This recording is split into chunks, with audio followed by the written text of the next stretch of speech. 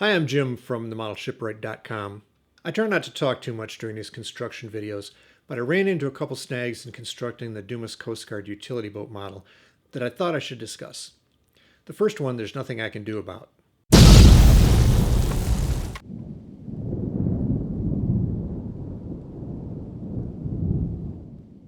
Something happened to the SD card I was recording on, and all the videos I shot for this episode were corrupted.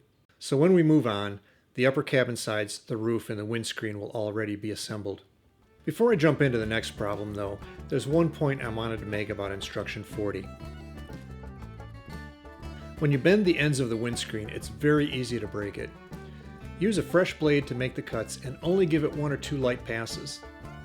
Apply masking tape to the back of the piece and then use a metal straight edge ruler at the cut to support the middle section of the piece while you gently bend it.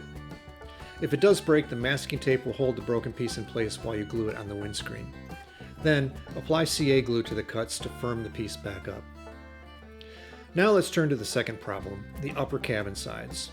Let me jump back to episode 13. This episode was the assembly of the lower cabin bulkheads and bulkheads C4 and C5.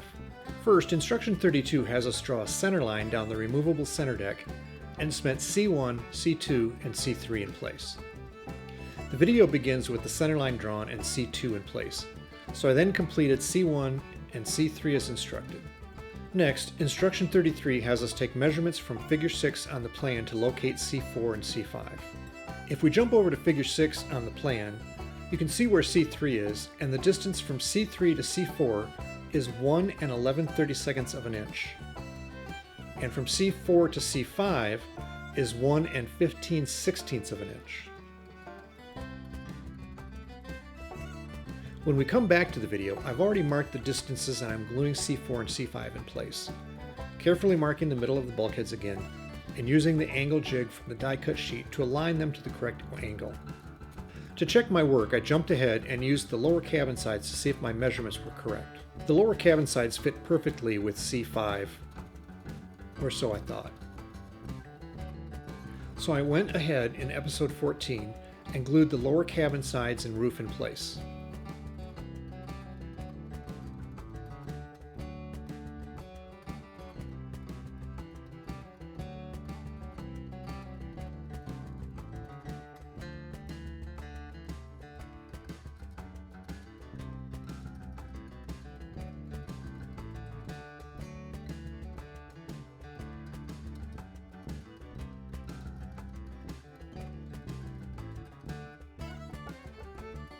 Again, both the lower cabin sides and top met C5, so I thought I was golden.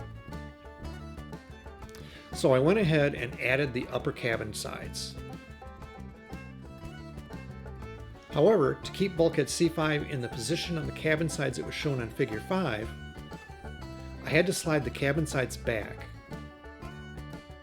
until it had about 1/4 of an inch overhang from the lower cabin sides. I didn't think much of it at the time, as detail A showed the engine room vent as tall as the lower cabin sides. Figure 5 as well showed the same on the inboard profile. The engine room vent was as tall as the lower cabin sides. But when you look close, the lower cabin side appears to end just a bit further aft than the vent. And figure 4 shows a straight line from the upper cabin sides across the lower cabin sides to the deck. So I decided to go back and check my measurements compared to figure 6. The measurements are made from C3, which is the low bulkhead here. It provides a measurement first from C3 to C4. C4 was a temporary support for the cabin roof until the windscreen was added, and then it was removed. And then I had to measure from C4 to C5. So I marked the positions of both C4 and C5 on the deck outside the cabin to check my work. I first measured the distance from C4 to C5, which was pretty close to the distance listed on figure 6. But when I measured from C3 to C4, I discovered that I had placed C4 nearly 1/4 of an inch too far aft, which, when I glued the upper cabin sides into the correct place on C5, accounts for the overhang of the upper cabin sides. But at this point, I couldn't just move C5, I would also have to move the entire cabin forward. So I needed to find some way to fill the gap between the lower and the upper cabin sides. Since detail A shows the engine room vents as tall as the lower cabin sides, My first idea was to just make blocks to represent them that would fill the gap. I cut and shaped 2 blocks from some scrap balsa to see how it would look.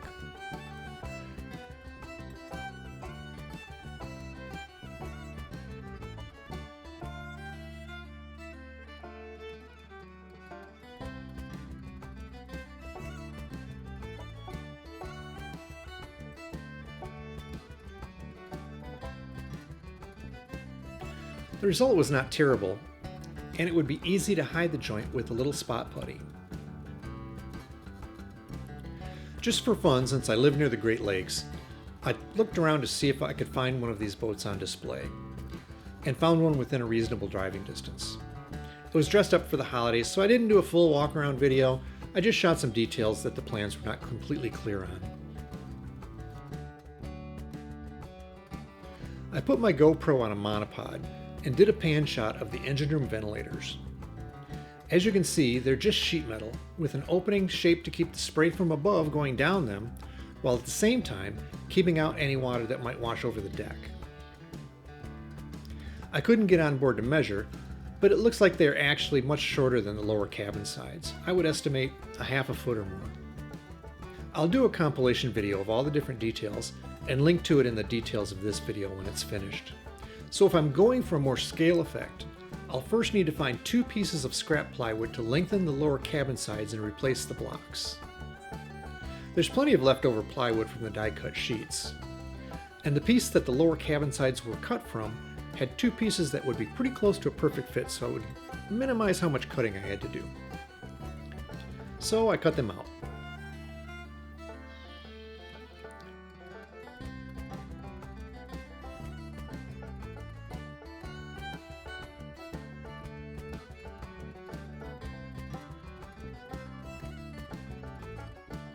So with the pieces of plywood cut to extend the lower cabin sides, we can shape the blocks we cut to more closely resemble the prototype engine ventilators. I drew on a piece of paper the approximate side view that I would use to shape the blocks so it would give the impression of the openings on the actual ventilators.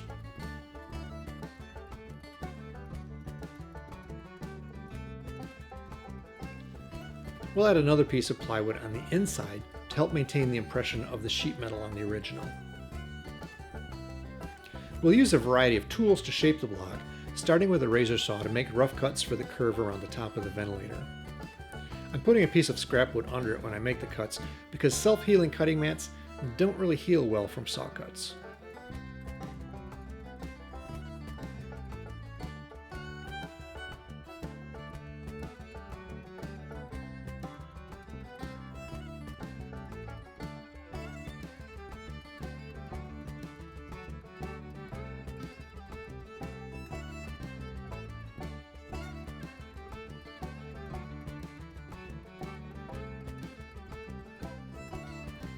Next, I go to the hobby knife to begin shaping the curve.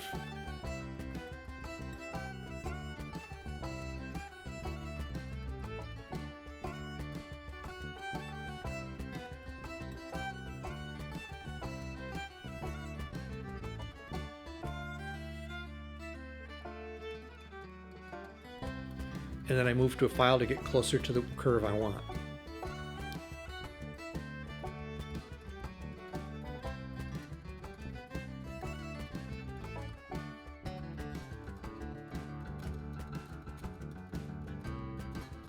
Next, I use a micro drill bit and a pin vise to open up the undercut area. The tape indicates the depth of the piece so I don't drill down into the cutting mat. Trust me, this is from experience. So I'm going to drill as close to the back of the undercut as I can.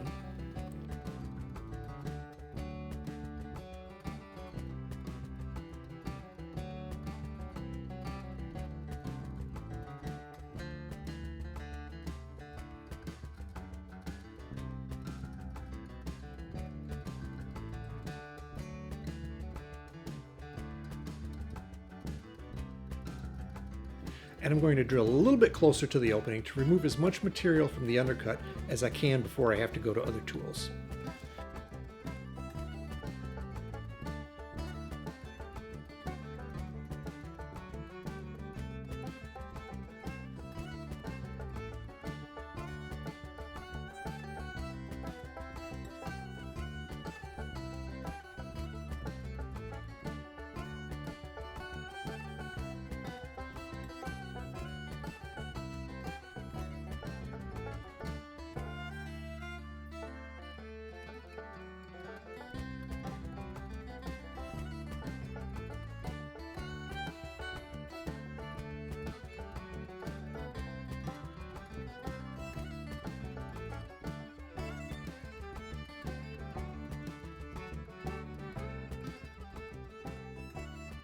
Now it will be much easier to clear out the undercut with the hobby knife.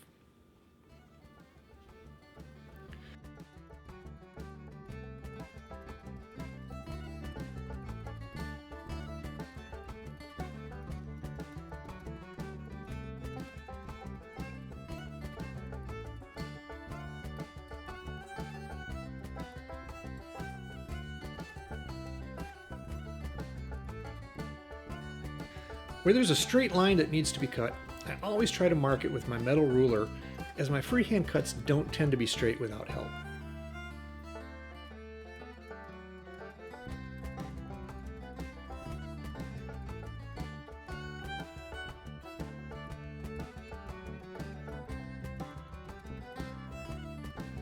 A razor saw works great to open up an area that you're carving, but be careful, it's easy to go too deep.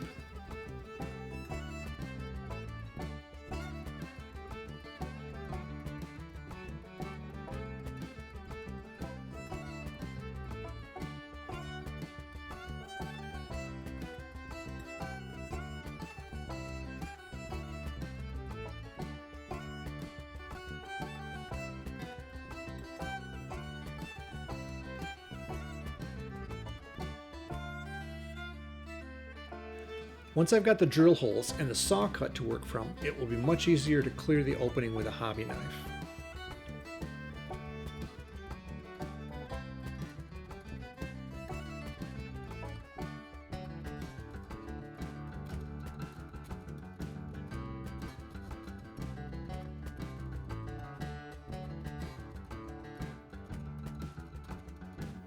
Once I had the entrance opened up with my knife, I began shaping it with the file. Normally, my tool progression tends to run saw to knife to file to sandpaper. You can see how far is left to go by comparing the nearly finished piece to the piece I'm still shaping.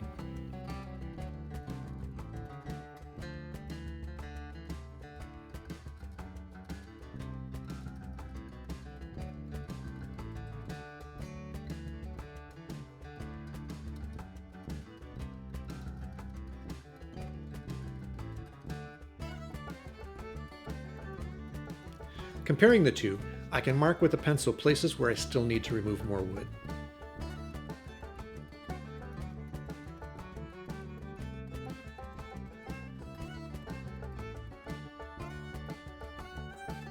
As I start getting close, I compare the parts often to keep from going too far on the one I'm working on.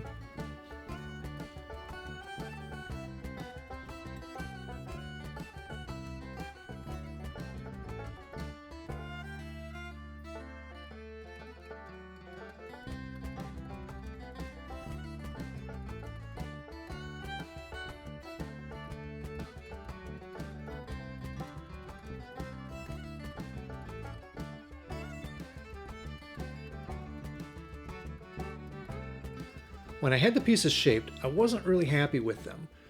The prototype was sheet metal, so it had a very thin edge at the top of the opening, and my pieces had a thick rounded edge.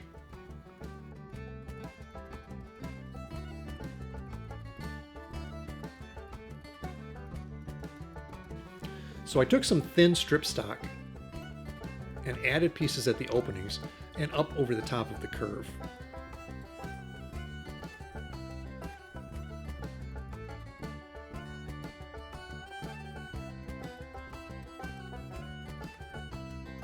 In place, the ventilators are starting to look much better. The outside pieces should blend easily into the lower cabin sides.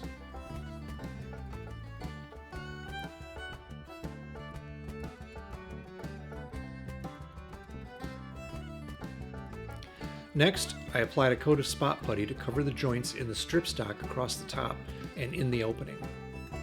Drywall sanding screen is great to take down the thickness of the putty, and it doesn't clog up with dust like a file or sandpaper. But be careful, as it can remove a lot of putty if you're not paying attention.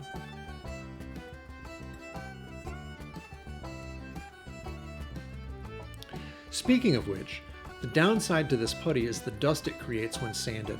It's much finer than sawdust and easily escapes the area in which you're sanding. If you don't have a workshop, try and do the sanding outside.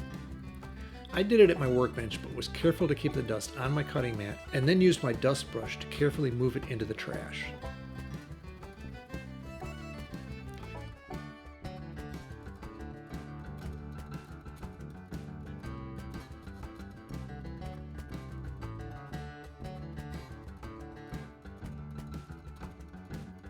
Because it clogs regular sandpaper so quickly, I try to use sanding sponges which can be cleaned, and disposable nail files which can be easily cut to fit the workpiece.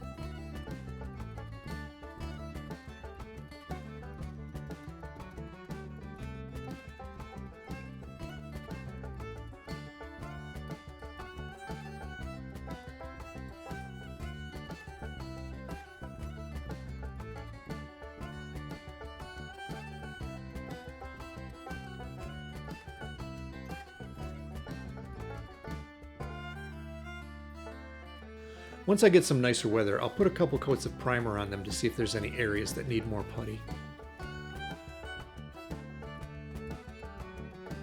I still need to fill the horizontal space between the lower cabin side extensions and the upper cabin, but I'm going to wait until after the boat's primed before adding these parts, as it will be difficult to sand around them otherwise.